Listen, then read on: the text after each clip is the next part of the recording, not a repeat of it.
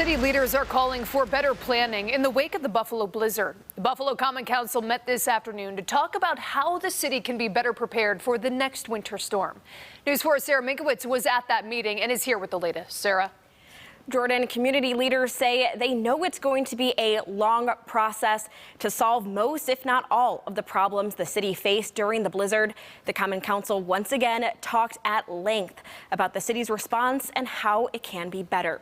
Today's meeting focused heavily on the Buffalo Fire Department's response. Fire Commissioner William Ronaldo, members of the Buffalo Fire Department, and their union rep were at today's meeting.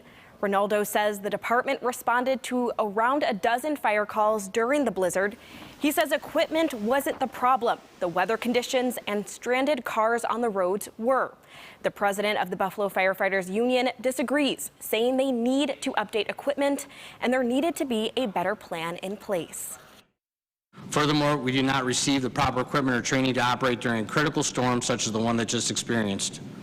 There is a desperate need for a strategic, comprehensive plan to modernize our frontline apparatus and to plan to replace outdated apparatus on a regular basis. Now, Common Council members are pushing for the city to create an emergency management coordinator position, something the president of the Firefighters Union says he is in favor of. Now, that person would oversee the city's emergency preparedness, response, and recovery plans. In the studio, Sarah Minkowitz, News 4.